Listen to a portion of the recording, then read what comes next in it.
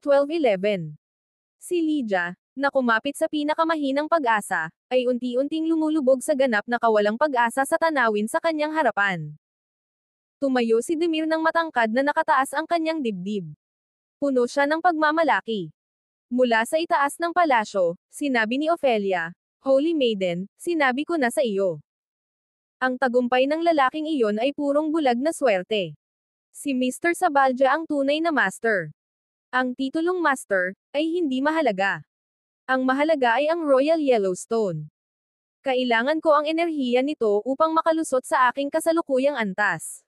Kapag natapos na sila sa pagtaya, dalhin mo siya sa akin." Sa mga salitang iyon, umiwas si Azriel at tumalon sa hangin. Habang patuloy na pinapanday ng Master Sawyer ang magaspang na bato, unti-unting nawala ang ngiti ni Demir. Ang dating halos kasing taas niya na bato ay ngayon naging kasing laki na ng pakwan. Maliban sa maliit na pagsabog ng liwanag sa isang bahagi kanina, wala nang ibang palatandaan ng liwanag saan man. Ngumiti si Lila at sinubukang pasayahin siya. "Huwag mag-alala, Mr. Sabalja. Ang liwanag ay napakaliwanag, ito ay hindi bababa sa isang supreme grade na espiritual na bato. Kahit na kasing laki lang ito ng buto ng lingga, panalo pa rin tayo." Yamakap si Demir kay Lila at ngumiti, "Tama ka. Siguradong mananalo tayo. Huwag mag-alala." Lila nagmukhang pauteng. "Gabi na, maaari mong tamasahin ang kagandahan. Masaya ka na ba? Huwag kang magalit.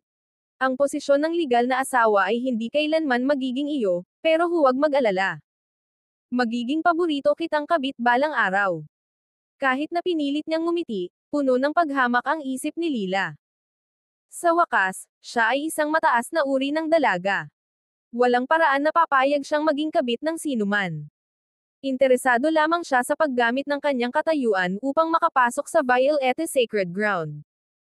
Kahit gaano pa siya maglibang, hindi niya ito personal na kukunin. Bakit nawala ang ilaw? Ang mga tao ay nakatitig sa Sawyer Master habang nagtatrabaho siya sa bato. Ngunit sa bawat hiwa, hindi lamang nabigo ang espiritual na bato na lumitaw, kundi nagsimulang humina ang liwanag. Lumalabo ito sa bawat pagdaan ng mga kasangkapan hanggang tuluyan itong nawala. Bakit nangyayari ito? Nagulat si Demir, at ang mukha ni Lila ay nagpakita ng parehong pagkabigla. Sa sandaling iyon, may isang batikang nakatatanda sa karamihan na nagsalita. Ang pagbuo ng isang espiritual na bato ay nangangailangan ng oras upang mag-crystallize. Ang magaspang na batong ito ay dapat na bumuo ng isa, ngunit ito ay nahukay ng masyadong maaga bago pa ito magkaroon ng pagkakataong ganap na umunlad. Lahat ay tumango bilang pagtanggap dito. Si Lydia, na halos nawawalan na ng pag-asa kanina lang, ay biglang nahulog muli sa kasiyahan. Nanalo tayo. Habang ang huling bahagi ng magaspang na bato ay nagiging alikabok sa mga kamay ng Master Sawyer, hindi na niya mapigilan ang kanyang kasiyahan. Tumalon siya ng tumalon bago niyakap si Sebastian sa isang pagsabog ng kaligayahan. Hindi siya nakabalik sa katotohanan hanggang sa mapagtanto niyang lahat ay nakatingin sa kanya. Ang kanyang mukha ay namula ng maliwanag na pula, at mabilis siyang umiwas kay Sebastian. "Hindi ito pwedeng mangyari. Hindi ko ito matanggap." Hindi matanggap ni Demir ang nangyari. Sigurado na siyang mananalo siya, pero sa huli, wala siyang nakuha. Ito ay isang mapait na katotohanan na mahirap tanggapin. Ang swerte ng batang ito ay hindi kapani-paniwala. Nanalo na naman siya. Tumingin ang mga tao kay Sebastian na may inggit at selos sa kanilang mga mata. Kahit na ang kanyang espiritual na bato ay nagkakahalaga lamang ng isang bato, nanalo pa rin siya sa pastahan. Iyan ay 3 bilyong espiritual na bato kasama ang isang magandang babae. Sapat na iyon para magpabalikwas ng sinuman. Tumingin si Sebastian kay Demir at sinabi, "Binalaan kita na huwag magmadali. Mukhang panandalian lang ang kaligayahan mo. Bakit ba ang yabang mo? Swerte ka lang." Sigaw ni Demir ng galit. Lahat ay sumang-ayon sa kanya at naniwala na si Sebastian ay sadyang pinalad lamang. Sa katunayan, ang magaspang na bato ni Demir ay nagpakita ng isang kisap ng liwanag, na nangangahulugang dapat itong naglalaman ng isang mataas na antas o kahit isang supremo na antas ng espiritual na bato kung nagkaroon lamang ito ng mas maraming oras upang ganap na umunlad.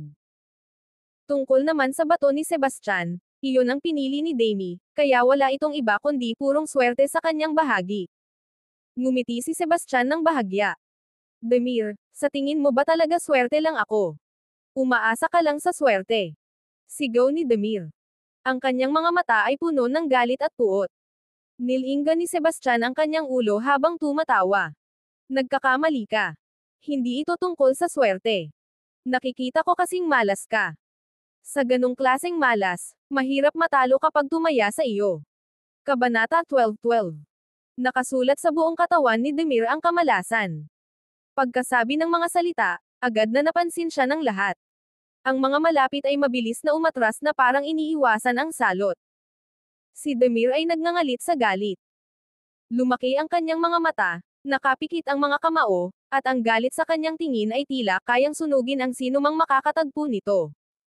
Huwag kang magbula-bula. Lagi akong nananalo kapag nagbabatuhan kami ni Lydia, sigaw niya. Kung malas ako, siya.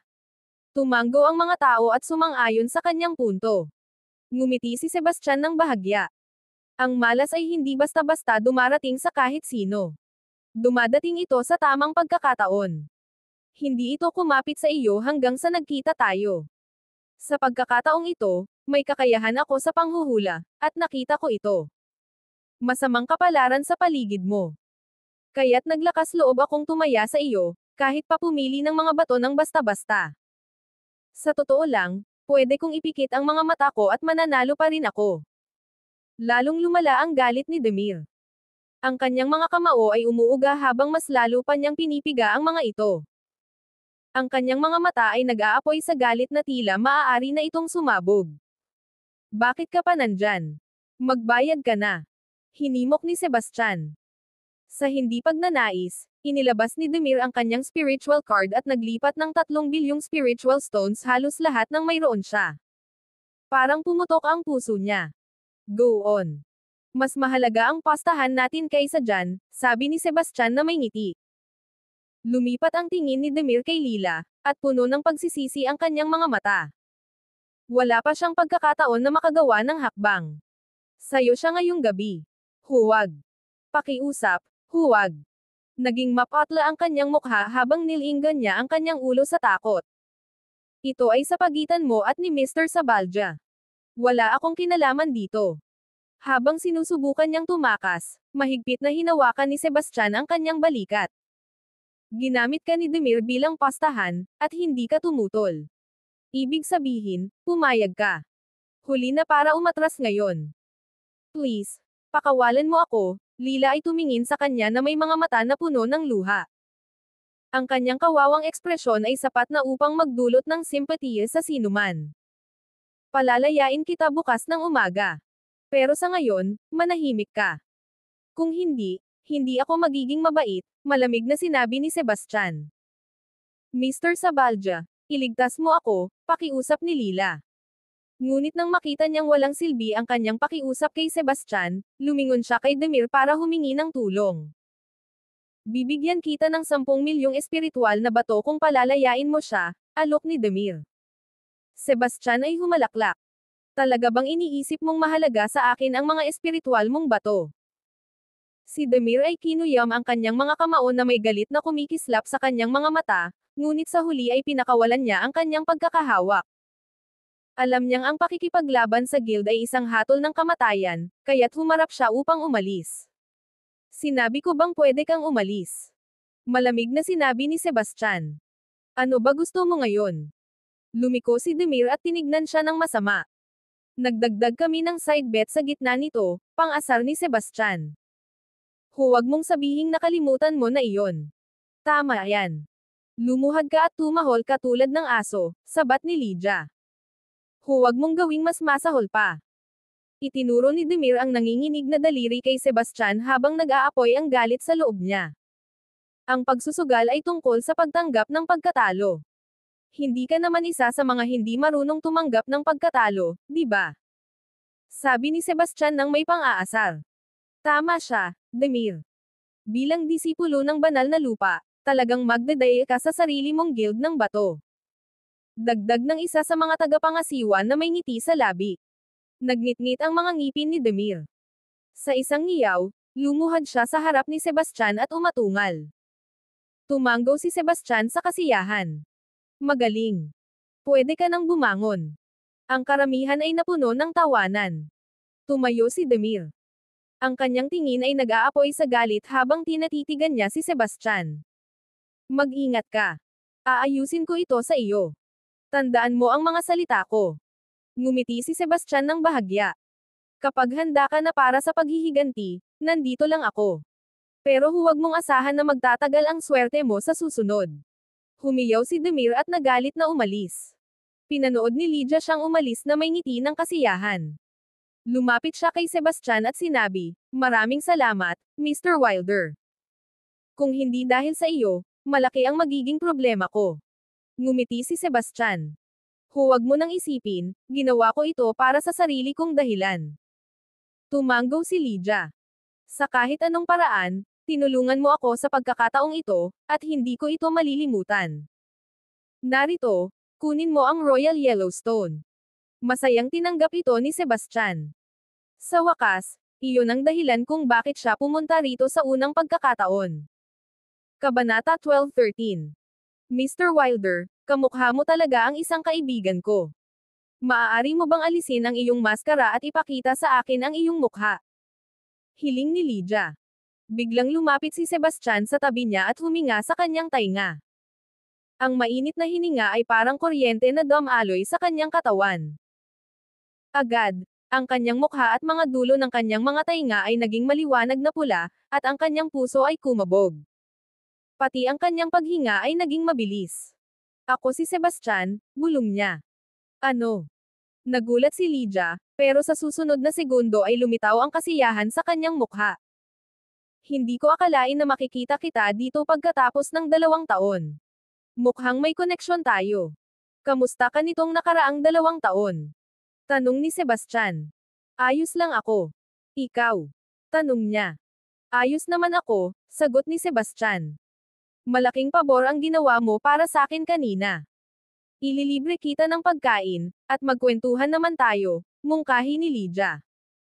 Bago pa makatango si Sebastian, nilapitan siya ni Ophelia at sinabi, "Hello, Mr. Wilder. Nais kang makita ng Holy Maiden."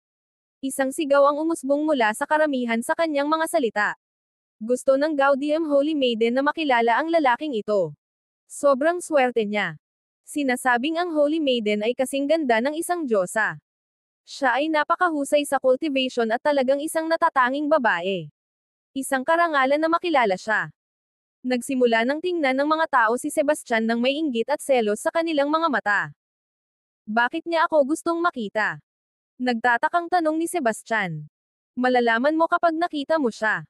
Sumama ka sa akin. Parang isang mensahero si Ophelia, nagamulat kay Sebastian ng kaunti. Bantayan mo siya at huwag niyo siyang patotekasan. Babalik ako agad. Matapos utusan sina Sierra at Lydia na bantayan si Lila, umalis si Sebastian kasama si Ophelia. Nagtataka siya kung bakit siya hinahanap ng banal na dalaga. Nalaman na ba niya ang kanyang pagkakakilanlan at nais na ayusin ang kanilang alitan? Sa muling pag-iisip, tila hindi ito posible dahil ito ang kanyang unang pagbisita sa Amaris City. Maliban kina Lydia, Lila, Brody, at Demir, wala nang ibang tao sa lungsod ang nakakakilala sa kanya. Bukod pa rito, nakasuot siya ng maskara. Maliban kay Lydia, walang nakakaalam ng kanyang pagkatao. Sinundan ni Sebastian si Ophelia sa ilang mga patio hanggang makarating sila sa isang hardin, kung saan iba't ibang uri ng mga bulaklak ang namumukadkad. Tuwing may hangin na dumaan, nagdadala ito ng nakakapagpakalma at matamis na amoy ng mga bulaklak. Isang maliit na lawa ang nakatayo sa gitna ng hardin, at napakalinaw ng tubig na kitang-kita ang ilalim ng lawa. Ang mga water lily ay lumulutang sa ibabaw, at ang mga patak ng tubig ay gumugulong sa mga dahon. Sa lawa, malayang lumalangoy ang mga isda, nagdadala ng buhay at sigla sa lawa. Sa tabi ng lawa ay may isang hardin ng mga bato, at may isang sapa na dumadaloy mula sa itaas, bumubuo ng isang maliit na talon habang bumababa ito sa hardin ng mga bato. Ang talon ay dumaloy papunta sa lawa, lumilikha ng mga alon na nagbubuga ng malinaw na tubig sa paligid. Nabighani sa magandang tanawin sa harap niya, hindi mapigilan ni Sebastian na humanga. Ang ganda ng hardin. Sabi ni Ophelia na may ngiti sa kanyang mukha, ito ang paboritong hardin ng Holy Maiden. Madalas siyang naglalakad dito upang humanga sa mga bulaklak. Tumanggo si Sebastian, puno ng kuryosidad tungkol sa Gaudium Holy Maiden. Wala siyang ideya kung anong klaseng tao siya at kung bakit niya gustong makilala siya. Si Ophelia ay dinala siya sa isang pavilion sa hardin. Ang pavilion ay may chiffon na kurtina sa lahat ng apat na panig, at ito ay dahan-daang umuugoy sa simoy ng hangin, na nagdadala ng kaunting ganda sa pavilion. Sa gitna ng pavilion ay nakaupo ang isang babae na nakaputi. May isang scarf na nakasabit sa kanyang mukha, na pumipigil sa iba na makita ang kanyang anyo. Gayunpaman, mula sa kanyang figure at sa paraan ng kanyang pagdadala sa sarili, inisip ni Sebastian na tiyak na siya ay isang napakagandang babae. Pakiusap umupo ka, Mr. Wilder. Itinuro ng Gaudium Holy Maiden, na si Azriel Lamington, ang isang batong upuan sa pavilion, at inanyayahan siyang umupo. Matapos umupo sa silya, direktang tinanong ni Sebastian, maaari ko bang malaman kung bakit mo ako tinawag, Holy Maiden? Diretso kang tao, Mr. Wilder. Dahil dyan, diretso na ako sa punto. Narinig ko na mayroon kang 2 piraso ng Royal Yellowstones, at nais kong bilhin ang mga ito sa iyo. Sabihin mo ang presyo. Pasensya na, pero hindi ko binibenta ang mga to, matigas na tinanggihan ni Sebastian ang alok niya. Bagaman hindi mataas ang Royal Yellow Energy sa loob ng mga bato, maaari siyang umunlad sa kanyang law of force kapag pinagsama sa ibang mga sangkap. Bakit niya ito ibebenta? Anong akala mo sa sarili mo? Nawalan ng pasensya si Ophelia sa kanyang sagot. Karangalan mo na ang Holy Maiden ay nais bumili ng isang bagay mula sa iyo. Paano mo siya matatanggihan? Ang lakas talaga ng loob mo. Kung alam mo ang makabubuti para sa iyo, ibigay mo ang mga Royal Yellowstones, o kalimutan mo na ang pag-alis sa lugar na ito ng buhay. Kabanata 12:14. Ang ekspresyon ni Sebastian ay agad na naging seryoso, at nagtanong siya ng may malamig na tinig, aagawin mo ba ito sakin? May pandidiri sa kanyang mukha, sinabi ni Ophelia ng walang pakialam, hinahanap mo ang kamatayan sa pamamagitan ng paglapastangan sa banal na birhen. Isang salita lang mula sa banal na birhen, at mamamatay ka ng isang malupit na kamatayan. Pwede mong subukan. Pinaikit ang kanyang mga mata, titig na titig si Sebastian kay Azriel nang hindi kumukurap. Ito ang Gaudium Stone Guild, kung saan maraming mga bihasang guro mula sa Gaudium Sacred Ground. Kung magkakaroon ng laban, mayroon lamang siyang pagkakataong makaligtas kung hahawakan niya ang kanilang Holy Maiden bilang hostage. Ang problema ay, hindi siya sigurado sa lakas ni Azriel. Bilang Holy Maiden, tiyak na isa siya sa mga natatanging kabataan, at hindi dapat maliitin ang kanyang lakas. Hindi pa nakaka-recover si Sebastian mula sa kanyang mga sugat, at hindi pa alam kung kaya ba niyang kontrolin siya ng mabilis o hindi. Gayunpaman, wala na siyang ibang solusyon kundi ito. Ang tanging magagawa nila ay lumaban para dito. Mukhang sawa ka ng mabuhay. Sumigaw si Ophelia at humarap kay Azriel, at sinabing, Holy Maiden, hindi ka nirerespeto ng lalaking ito. Pakiusap, ibigay mo ang utos na patayin siya. Nang marinig iyon, gusto nang kumilos ni Sebastian, pero biglang pinagsabihan ni Azriel si Ophelia, napakawalang hiya mo. Paano mo naisip ang pumatay at magnakaw sa ating Stone Guild? Nang makita ni Ophelia na galit si Azriel, siya'y nanlumo sa takot at lumuhad, nagmamakaawa, patawad, Holy Maiden. Nagkamali ako dahil ako'y nag-aalala. Pakiusap, patawarin mo ako. Bumangon ka, pero mapaparusahan ka kung mangyari ito muli, malamig na sinabi ni Azriel, ang kanyang boses ay puno ng awtoridad. Salamat, Holy Maiden. Matapos siyang patawarin, tumayo si Ophelia at umatras sa likod ni Azriel. Nagbuhos si Azriel ng isang tasa ng tsaa kay Sebastian at ngumiti ng matamis.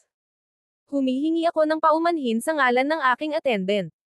Sana ay isa kang mabuting tao at huwag mo itong masyadong dibdibin. Kahit na hindi mabasa ni Sebastian ang kanyang iniisip, ayaw niyang magkaroon ng hindi pagkakaintindihan sa kanya. Kaya't sinabi niya, ayos lang. Kung wala nang iba, aalis na ako. Mr. Wilder, huwag magmadali na umalis. Gusto kong bilhin ang iyong Royal Yellowstone. Pwede nating pag-usapan ang presyo, sabi ni Azrael, na nakangiti. Kailangan ko rin ang mga bato. Pasensya na, sagot ni Sebastian. Mr. Wilder, medyo insensitive ka. At ikaw rin ang unang lalaki na hindi gumalang sakin, itinuro niya na may ngiti. Holy Maiden, hindi ko sinasadyang maging walang galang, pero talagang kailangan ko ang mga Royal Yellowstones. Narito ang isang piraso ng Supreme Grade Spiritual Stone bilang tanda ng paghingi ko ng tawad. Kinuha ni Sebastian ang Supreme Grade Spiritual Stone mula kanina at inilagay ito sa harap ni Azrael. Magandang bato ito, pero hindi ko ito kailangan. Itinulak ni Azrael ang bato pabalik kay Sebastian. Kung ganoon, ikinalulungkot ko na wala akong magagawa. Palam, tumayo si Sebastian at tumalikod upang umalis. Mr. Wilder, gusto mo bang makipagpustahan sa akin? Biglang tanong ni Azrael. Huminto si Sebastian sa kanyang mga hakbang, lumingon siya sa kanya at nagtanong, anong nasa isip mo? Ano ang pagpupustahan? Mayroon akong ilang piraso ng mga Royal Yellowstones. Kung kaya mo, maaari mong kunin ang lahat ng ito. Kung hindi, iwanan mo ang 2 piraso ng Royal Yellowstones na mayroon ka, sagot niya, nang may ngiti sa kanyang labi. Matapos mag-isip-isip, umiling si Sebastian. Huwag na lang. Nag-aalala ako na baka hindi ako makaalis dito ng buhay pagkatapos kitang talunin. Kalokohan yan. Hindi ito ang unang pagkakataon na nakipagpustahan ako sa isang tao. Magtanong-tanong ka at alamin mo kung marunong ba akong tumupad sa usapan o hindi, sabi ni Azrael nang naiinis. Galit din si Ophelia, pero wala siyang masabi. Isa siyang ignorante, pero pinagsabihan ko na siya. Kung nag-aalala ka pa rin, gagawin natin ang pastahan sa publiko at hayaan nating maging saksi ang lahat. Siguro naman ay mapapanatag na ang loob mo, dagdag ni Azrael. Sige, magpustahan tayo. Nag-isip si Sebastian ng sandali at pumayag. Kabanata 12:15. Sa harap ng publiko bilang mga saksi, hindi ilalagay ng Gaudium Sacred Ground ang kanilang reputasyon sa panganib. Siyempre, ang pangunahing dahilan ay talagang gusto ni Sebastian ng mga Royal Yellowstones, at mas marami, mas mabuti. Sa mga Royal Yellowstones, maaari niyang pahusayin ang kanyang law of force.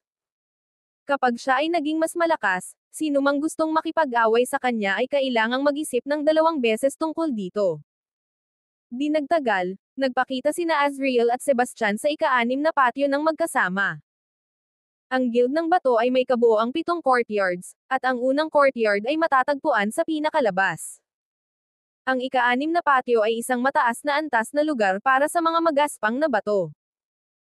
Ang presyo ng mga magaspang na bato dito ay nakakabigla, nagkakahalaga ng milyon-milyong espiritual na bato, at ang pinakamahal ay nagkakahalaga ng 12 milyong espiritual na bato. Kung hindi nila matuklasan ang Supreme Grade Spiritual Stone, Royal Yellowstone, o Bloodstone, tiyak na malulugi sila.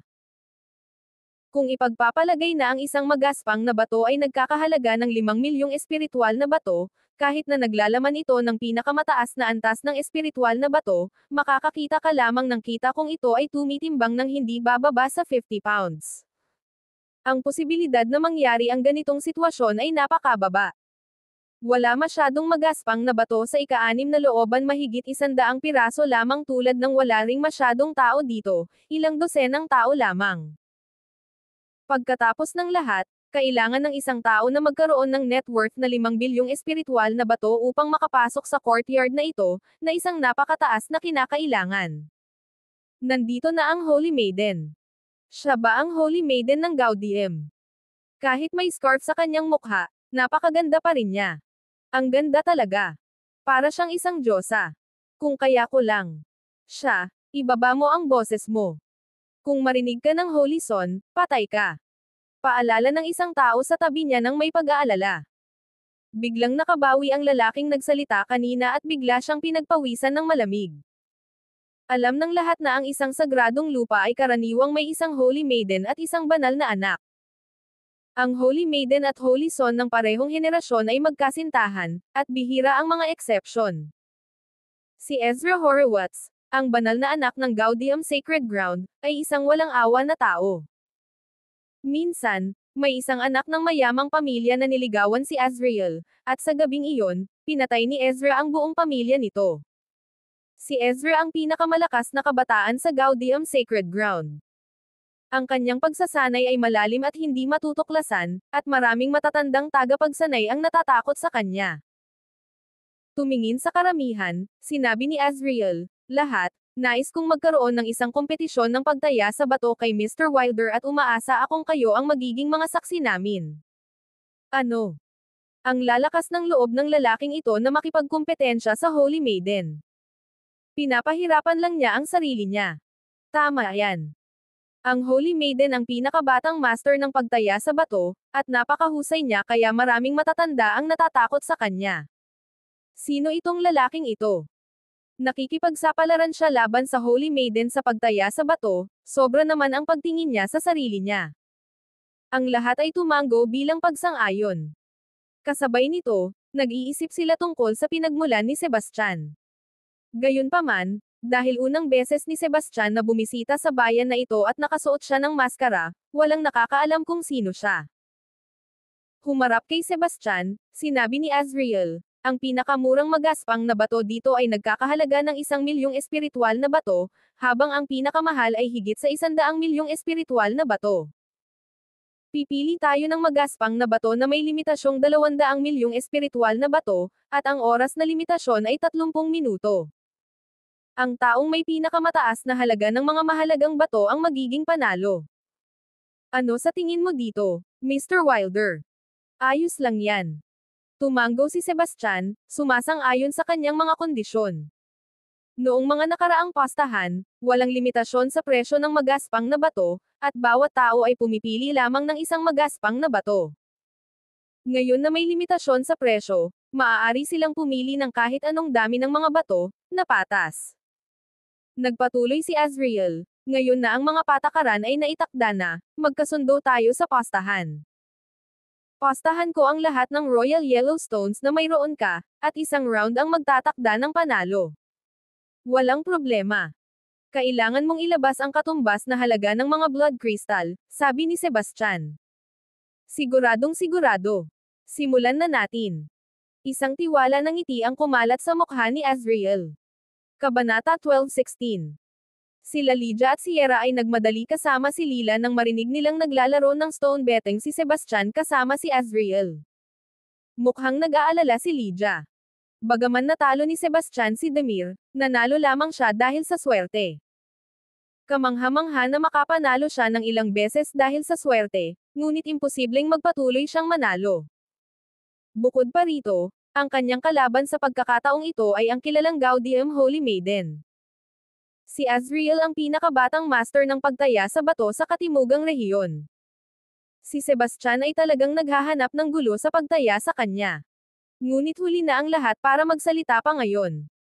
Ang tanging magagawa niya ay manalangin na manatili ang swerte kay Sebastian. Napakabilis, pinili ni Azrael ang kanyang unang magaspang na bato, na nagkakahalaga ng higit sa 8,000,000 espiritual na bato. Samantala, si Sebastian ay pumili na rin ng kanyang unang bato. Ito ay isang maliit na magaspang na bato na kasing laki ng isang basketball, at nagkakahalaga ito ng 2,000,000 espiritual na bato. Dumating din si Ren. Pagkatapos niyang makita ang magaspang na bato na pinili ni Sebastian, siya'y nagbiro, ang taong ito ay puro hula lang. Sinuri ko na ang batong ito kanina, at ito'y walang silbi. Kung may mahalagang bagay sa loob, lulunukin ko ang panlabas na mga patong ng bato. Nagpahayag ng pagdududa ang mga tao sa kanyang sinabi. Akala ko expert na itong lalaking ito dahil may lakas ng loob siyang labanan ang banal na dalaga, pero mukhang baguhan lang pala siya. Tama ka. May lakas ng loob siyang makipagpusta sa banal na dalaga kahit ganito lang ang antas ng kanyang kakayahan. Baka wala siyang makuha. Ang mga tao ay nagiging mapanlate, Pero tanging si Sierra lamang ang nakakaalam na si Sebastian ay isang nakatagong eksperto. Una, tinalo niya siya ng patas, pagkatapos tinalo din niya si Demir. Ito ay higit pa sa maipapaliwanag ng swerte. Ilang minuto ang lumipas, pinili ni Azriel ang kanyang pangalawang magaspang na bato, at nagkakahalaga ito ng higit sa 5 milyong espiritual na bato. Habang naglalakad-lakad ng walang tiyak na layunin, naramdaman ni Sebastian ang kanyang magaspang na bato gamit ang kanyang kamay nang siya'y dumaan. Mayroon itong laman, ngunit wala siyang matinding pakiramdam tungkol dito. Mula rito, napagpasyahan niyang ito ay isang karaniwang bato sa loob. Susunod, naramdaman niya ang pangalawang magaspang na bato. Sa pagkakataong ito, mayroon siyang matinding pakiramdam. Ito ay hindi bababa sa isang mataas na antas na espiritual na bato, at magiging napakalaki nito. Mukhang may mga kakayahan si Azriel. Iyon ang dahilan kung bakit siya ay bihasa sa pagpili ng mga bato. Walang masyadong magaspang na bato sa lugar na ito, at sinuri na ni Sebastian ang lahat ng mga ito. Sa pangkalahatan, may laman ang lahat ng mga ito, at marami sa mga ito ang may magagandang bagay sa loob. Gayunpaman, wala namang mga bato na kasing ganda ng Royal Yellowstone, at medyo nadismaya siya dito. Di nagtagal, ginawa ni Azriel ang kanyang pangatlong pagpili, na nagkakahalaga ng 5 milyong espiritual na bato. Ang kabuuang halaga ng kanyang tatlong magaspang na bato ay malapit na sa 20 milyong espiritual na bato. Sa madaling salita, tapos na siya. Ang tatlong magaspang na bato na pinili niya ay hindi masama. Marahil ay may mga mataas na uri ng espiritual na bato na may malaking sukat sa loob. Sa puntong ito, wala pang 5 minuto bago matapos ang 30 minuto. Tumingin kay Sebastian, sinabi ni Azriel, dapat magmadali ka. Kapag natapos na ang oras, dapat handa na ang mga pagpipilian mo. Nagawa ko na rin ang mga pagpili ko. Ang pirasang ito rin, at ang piraso sa tabi mo. Itinuro ni Sebastian ang 3 piraso ng sunod-sunod. Isa sa mga ito ay nagkakahalaga ng 5 milyong spiritual stones, habang ang isa naman ay nagkakahalaga ng higit sa 3 milyong spiritual stones. Ang huling piraso ay nagkakahalaga ng higit sa 8 milyong espiritual na bato. Sa kabuuan, ang kanyang mga magaspang na bato ay nagkakahalaga ng halos 20 milyong espiritual na bato. Ngumiti si Azriel nang malumanay sa kanya. Mukhang kumpiyansa ka sa mga magaspang na bato na pinili mo, Mr. Wilder. Bumalik ng ngiti si Sebastian. Hindi ako makikipagpustahan kung wala akong tiwala sa sarili ko. Tumatawang sumagot si Azriel. Magandang maging kumpiyansa, pero ang tunay na kakayahan ang mahalaga sa huli. Matagal na akong hindi natatalo, at umaasa akong mapapahanga mo ako. Huwag kang mag-alala. Hindi kita bibiguin, sabi ni Sebastian nang may pag-iisip. 2 master ng pagputol ng bato ang sabay na nagputol ng kanilang mga bato, at inuna ni Sebastian ang pagputol ng kanyang pinakamalaki at pinakamahal na hilaw na bato. Kabanata 12:17. May nasa loob nito. Ang unang magaspang na bato ni Azriel ang unang nagkaroon ng kislap. Gayunpaman, hindi nagulat ang mga tao dito dahil karamihan sa mga magaspang na bato dito ay may laman. Bukod dito, si Azriel ay isang eksperto, kaya't hindi siya pipili ng walang silbi na bato. Ang pangunahing punto ay ang halaga ng bato sa loob. Ito ay may pulang kislap. Baka ito ay isang dugo ng kristal. Posible iyon, pero ang kislap na ito ay maaari ring maging Dragon's Blood Ruby. Ano man ito ay isang mahalagang bato. Iyan ang inaasahan ko sa Holy Maiden. Ang galing niya. Lahat ay may mga ekspresyon ng paghanga, at kahit si Ren ay tumango bilang pagsang-ayon. Sa kabilang banda, kalahati ng unang magaspang na bato ni Sebastian ay nahati, ngunit walang kislap. Lumabas na. Iyan talaga ay isang blood crystal, isang kayamanan na katumbas ng pinakamataas na antas ng espiritual na bato. Ang batong ito ay halos 2 libra at nagkakahalaga ng humigit kumulang 15 milyong espiritual na bato. Habang patuloy na pinapakinas ng Master Sawyer, lumitaw ang kayamanan sa loob ng unang magaspang na bato ni Azriel. Ito ay isang malinaw, pulang buhok na bato na tila may dumadaloy na dugo sa loob. Ito ay isang kristal ng dugo. Ang mga blood crystal ay naglalaman ng napakalaking halaga ng enerhiya ng dugo at sigla. Maaari itong gamitin para sa pagsasanay ng katawan at sa alchemy dahil epektibo ito sa pagpapalakas ng katawan at pagpapahaba ng buhay. Isang onsa ay nagkakahalaga ng halos 800,000 espiritual na bato, na halos kapareho ng halaga ng isang mataas na antas na espiritual na bato. Congratulations, Holy Maiden! Ito ay isang bihirang blood crystal. Tumitimbang ng halos 2 libra at 1 onsa, ito ay nagkakahalaga ng 16.8 milyong espiritual na bato. Ipinasa ng Master Sawyer ang isang blood crystal na kasing laki ng itlog ng gansa kay Azrael.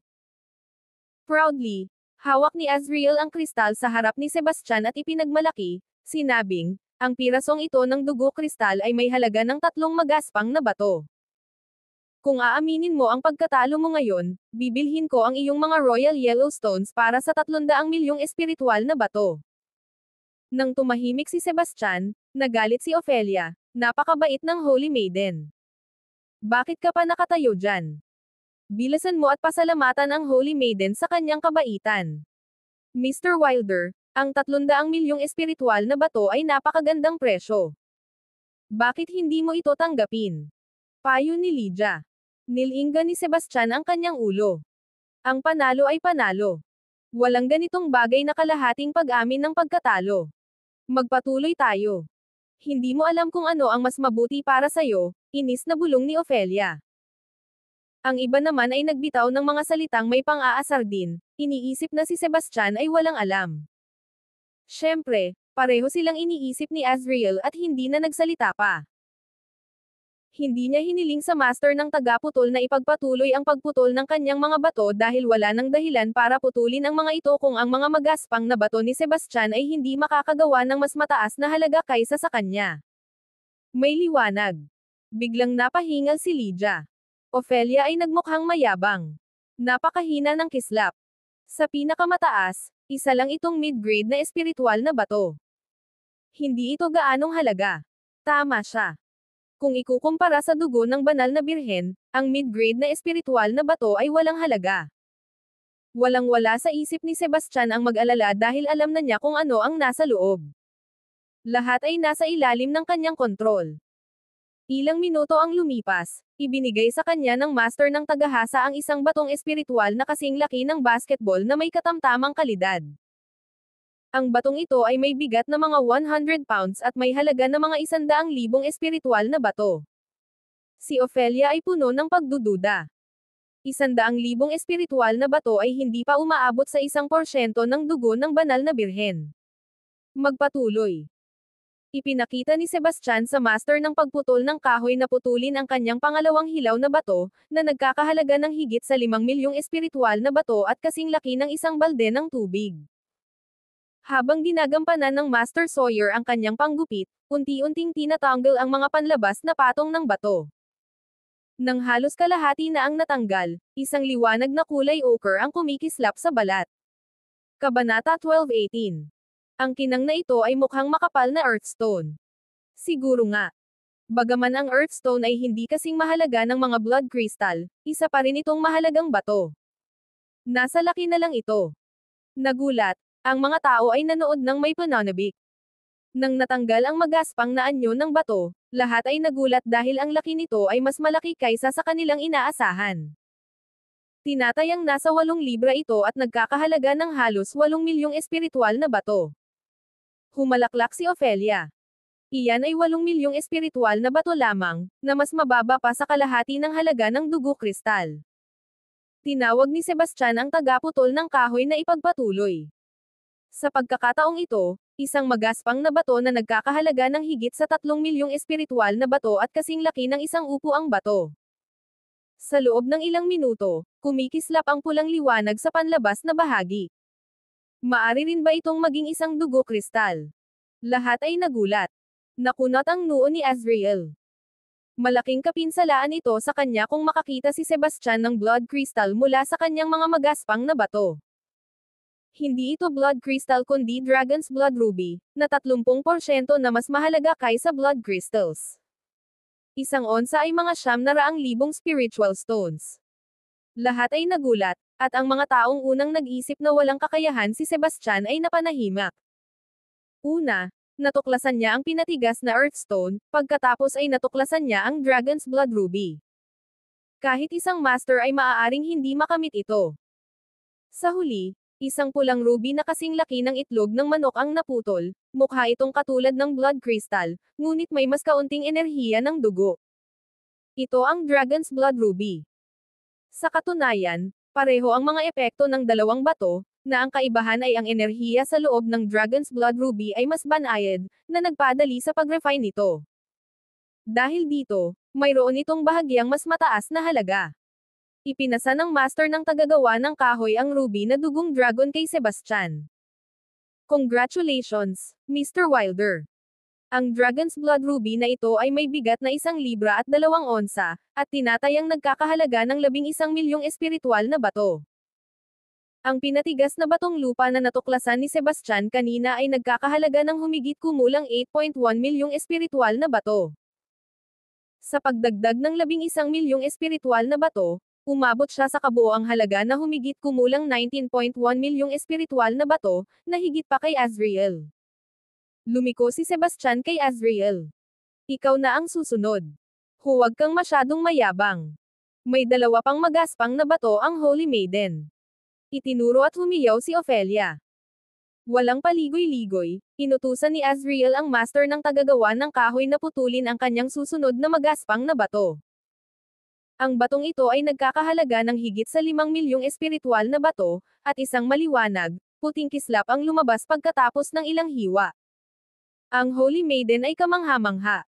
Ito marahil ay isang mataas na antas na espiritual na bato. Ang mga tao sa paligid ay namangha, at kahit si Sebastian ay kinailangang aminin na napakahusay ni Azrael. Sa loob ng ilang minuto, ang Master Sawyer ay nagputol ng isang mataas na uri ng espiritual na bato na may bigat na halos 60 pounds at ibinigay ito kay Azrael. Ang halaga ay tinatayang 6 na milyong espiritual na bato.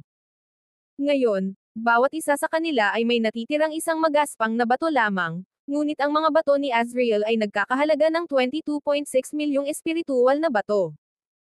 Samantala, ang mga bato ni Sebastian ay nagkakahalaga ng 19.1 milyong espiritual na bato. Ang agwat sa pagitan nila ay 3.5 milyong espiritual na bato. Matatalo ka. Ang kay-abangan ni Ophelia ay halos parang siya na ang naglalagay ng pastahan. Gayunpaman, sumang-ayon ang lahat sa kanya dahil malaki ang agwat, at hindi malamang na kayang baligtarin ni Sebastian ang sitwasyon. Bukod pa rito, ang huling magaspang na bato ni Sebastian ay kasing laki lamang ng isang basketball. Maliban na lamang kung mayroong blood crystal o mahahalagang bato na may katulad na halaga, napakababa ng tsansa na manalo. Hindi nag-aksaya ng oras si Sebastian, humiling sa Master Sawyer na putulin ang bato. Mayroong isang kislap kaagad pagkatapos ng unang hiwa, isang kislap na kulay asol na lalo pang naging buhay. Iyan ay isang maputlang asol na kislap. Baka ito na ang Heart of the Ocean. May isang matapang na hula. Kabanata 12:19. Ang Heart of the Ocean ay isang batong kulay asol na naglalaman ng purong, mataas na kalidad na espiritual na enerhiyang nakabatay sa tubig. Ito ay isang napakahalagang kayamanan para sa mga nagbubuhos ng tubig na mga teknika at maaaring gamitin upang mapataas ang kanilang pagsasanay at maging ang kanilang espiritual na pundasyon. Dahil dito, ang Heart of the Ocean ay napakahalaga, kahit higit pa sa pinakamataas na antas ng batong espiritual, at ang 1 onsa nito ay nagkakahalaga ng humigit kumulang 5 milyong batong espiritual. Ayon. Ito na ang Heart of the Ocean. Nang lumitaw ang batong kulay asol, napahinto ang mga tao sa kanilang paghinga sa gulat, ang kanilang mga mata ay puno ng hindi makapaniwalang damdamin. Ito ay dahil sa napakabihira ng batong ito. Mas bihira pa kaysa sa Royal Yellowstone. Agad, bumagsak ang mukha ni Azrael, at ang pag-aalala sa kanyang mga mata ay hindi may kakaila. Pero nag-alala lang siya ng isang saglit. Nang maalis ang Heart of the Ocean, naglabas siya ng malalim na buntong hininga ng ginhawa dahil napakaliit nito kasing laki lamang ng isang peach. Ibinigay ng Master Sawyer ang Heart of the Ocean kay Sebastian at binati siya ng may ngiti. Congratulations, Mr. Wilder. Ang Heart of the Ocean ay halos 1 onsa at nagkakahalaga ng 4 na milyong espiritual na bato. Dahil dito, si Sebastian ay muling nangunguna kay Azriel ng 500,000 espiritual na bato. Hindi ito malaking pagkakaiba, at kumpiyansa si Azriel dahil ang huling magaspang na bato niya ang pinaka-optimistic siya.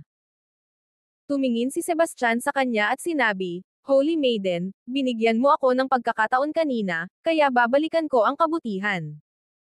Kung aaminin mong talo ka na ngayon, kalahati ng pastahan ang ibabayad mo. Tumawa ng mahina si Azriel.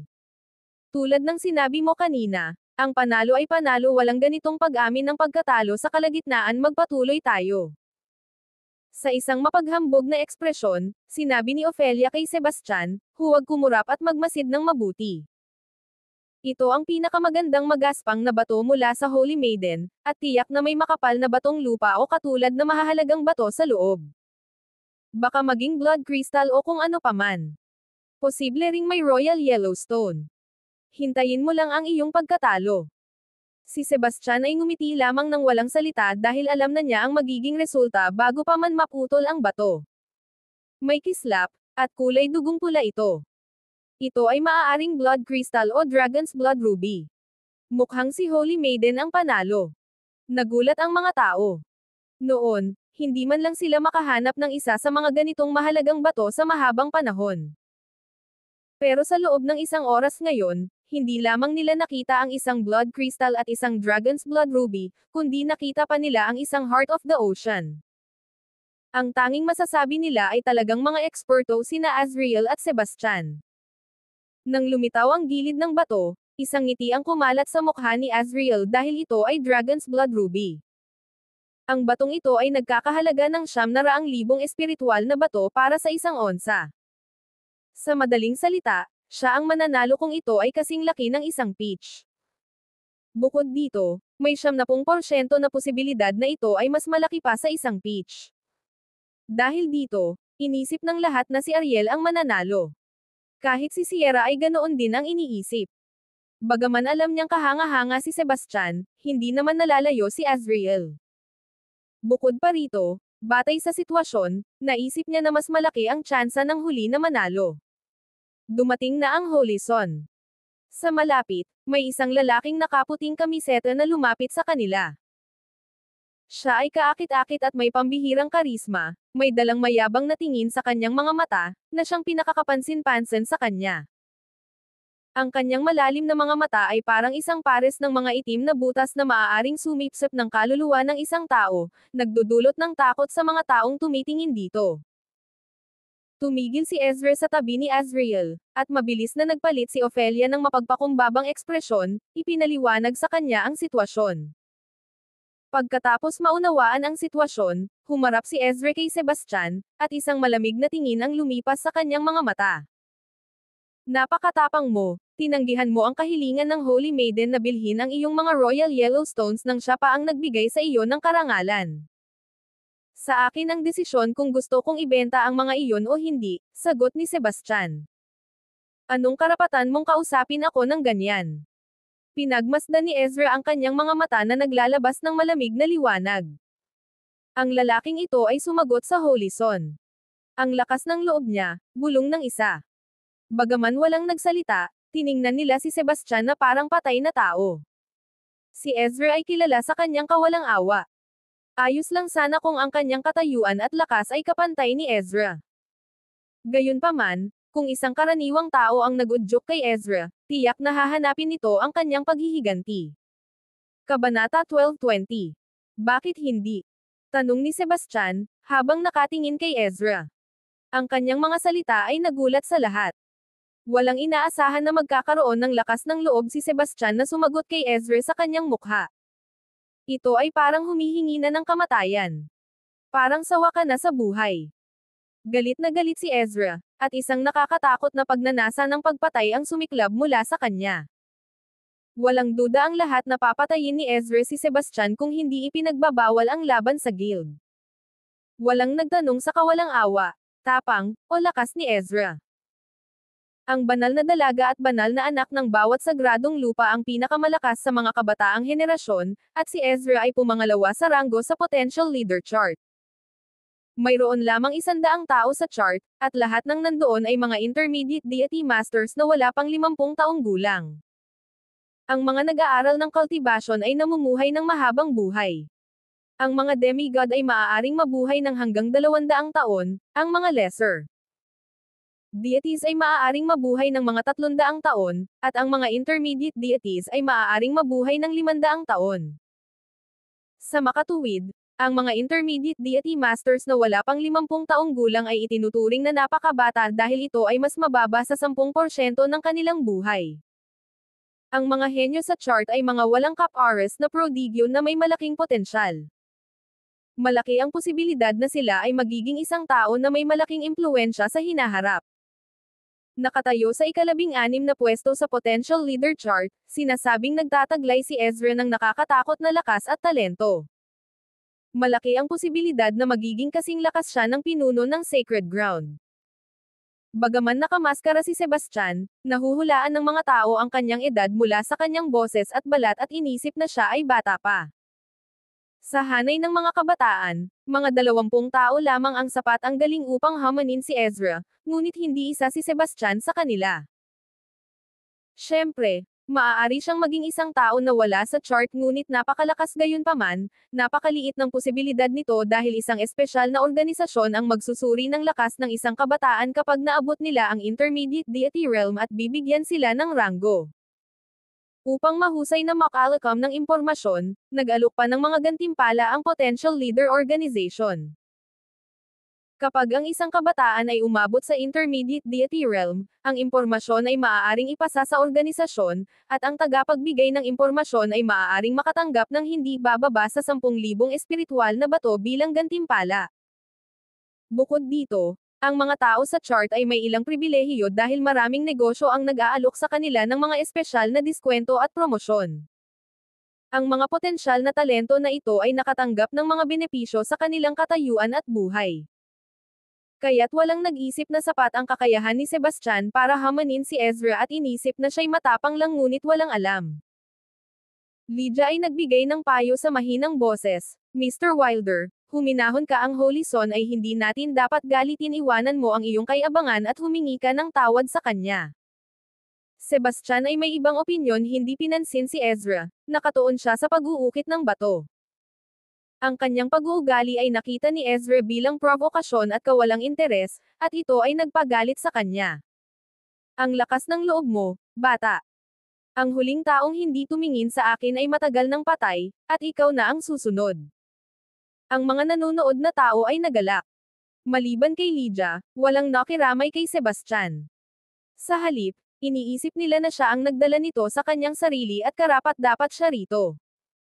Parang hindi narinig ni Sebastian ang lahat. Malakas si Ezra, pero hindi rin siya mahina. Ayos lang kung walang nag-uudyok kay Sebastian, pero kapag naudyukan na, maghihiganti siya, kahit sino pa ang kanilang estado. Tinutokso si Sebastian ng mga mata ni Ezra na puno ng galit. Naisip niya, hayop ka, ang lakas ng loob mo na hamanin ako. Sisiguraduhin kong hindi ka na makakakita ng bukas. Sa puntong ito na ang huling kritikal na sandali ng pagputol ng bato, at ang magaspang na bato ay kasing laki na lamang ng isang mansanas. Hindi napigilan ni Azriel ang mag-alala. Sa simula, akala niya ay kaya niyang manalo ng malaking agwat, pero sa ngayon, mukhang napakaliit ng laki ng batong nasa loob kahit na ito ay tunay na Dragon's Blood Ruby.